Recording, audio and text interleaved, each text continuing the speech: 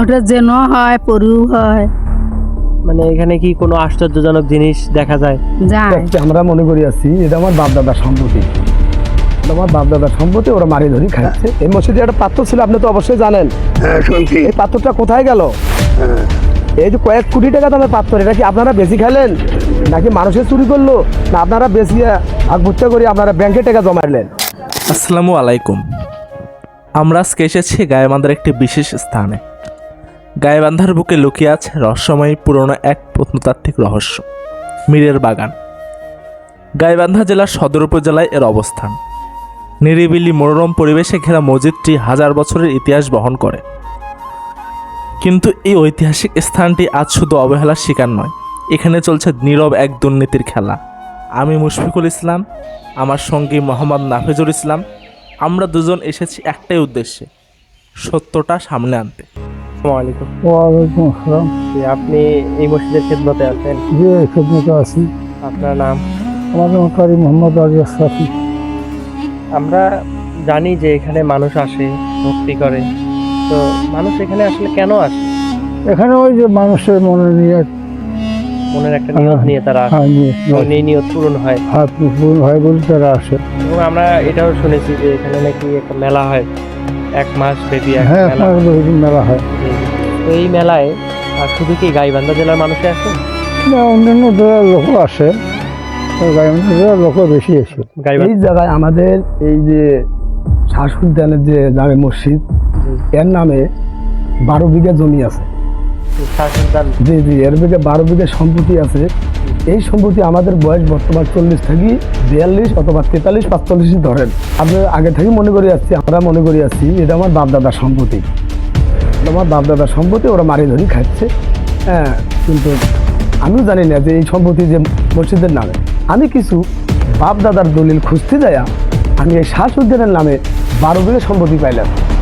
এর মধ্যে 12 বিঘা সম্পত্তি দিয়া এই সম্পত্তিটা যে দিছে তার নাম বয়েজ মুন্সি।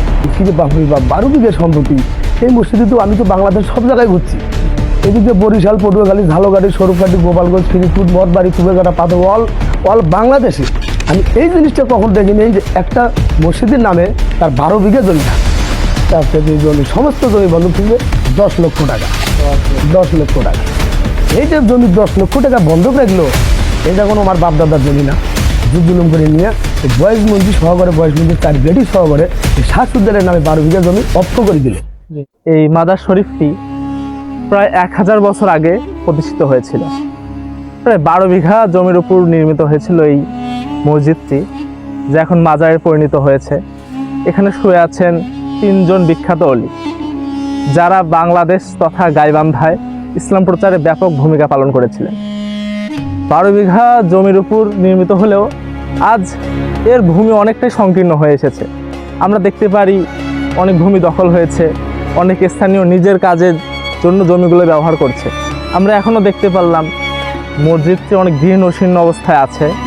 মাজার শরীফটি যতটা উন্নত হওয়ার কথা ছিল, যতটা বিশাল আকার হওয়ার কথা ছিল, তা আমরা দেখতে পারিনি। কথিত আছে যে এখানে একটি বিরাট আকারের পাথর শিলালিপি ছিল, যেটাতে 3 অলি সহ এই মাজারের সম্পর্কে নানা কথা লেখা আছে। এমনকি সেটিও চুরি হয়ে গেছে। এই মসজিদে একটা পাত্র ছিল, আপনি তো অবশ্যই জানেন। হ্যাঁ, শুনছি। এই পাত্রটা কোথায় গেল? এই যে কয়েক কোটি টাকা দামের পাত্র, এটা কি আপনারা বেশি খেলেন নাকি মানুষের চুরি করলো, না আপনারা বেশি ভাগ ভুট্টা করে আপনারা ব্যাংকে টাকা জমাইলেন?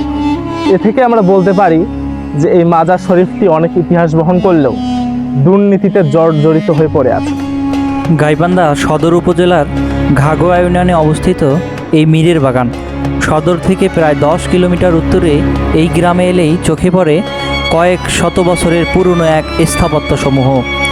এখানে রয়েছে 3 গম্বুজ বিশিষ্ট একটি ঐতিহাসিক মসজিদ, যা মোগল বা প্রাক মোগল আমলে নির্মিত বলে ধারণা করা হয়। পুরু দেওয়াল, পোড়া ইটের কারুকাজ, প্রতিটি পাথরে যেন ইতিহাস কথা বলে। আর রয়েছে 3 অলির মাজার। স্থানীয়দের কাছে এটি অত্যন্ত পবিত্র ও শ্রদ্ধার স্থান। কথিত আছে এই 3 আউলিয়া ইসলাম প্রচারের উদ্দেশ্যে এই অঞ্চলে এসেছিলেন এবং এখানেই তারা চিরনিদ্রায় শায়িত আছেন।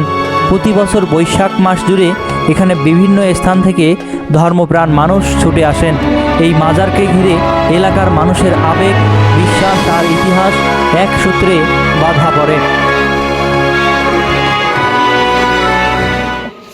এই মাজার এবং মসজিদ কেন্দ্রিক আপনার কোনো রহস্যময় কোনো জিনিস বা কোনো কিছু কি আপনারা লক্ষ্য করেন?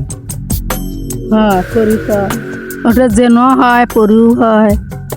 মানে এখানে কি কোনো আশ্চর্যজনক জিনিস দেখা যায় যায় কিন্তু ঝাপটার চোখত পড়ে না বা যার তার চোখে পড়ে না? না না। আপনি কি কখনো দেখেছিলেন? আমি একবার দেখছি না আর দেখিনি। কি দেখেছিলেন আপনি? তখন কেবল প্রথম বাড়ি করছি। এখানে প্রথম বাড়ি করছেন? হ্যাঁ, তখন পরে কি দেখতে পেলেন? পরে আর দেখিনি। মানে আসলে কি দেখা যায় আর কি, মানে জিন পরি এগুলো দেখা হ্যাঁ যায়? হ্যাঁ এটা লৌকিক আর কি দেখা যায়, মানে বাস্তবে এটা বাস্তবে দেখা যায়। আসলে। তো মানে এটা মাজার এবং এই মসজিদকে কেন্দ্র করে এগুলো আবির্ভূত হয়। হ্যাঁ এত গুরুত্বপূর্ণ একটি স্থানে আজকের অবস্থা দেখুন।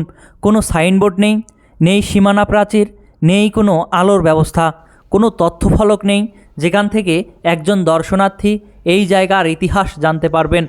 চারদিকে ছড়িয়ে আছে পুরনো ইটের টুকরো, ভাঙ্গা স্থাপত্যের অংশ। একটু মনোযোগ দিলেই বোঝা যায় এই মাটির নিচে এখনও অনেক ইতিহাস ঘুমিয়ে আছে।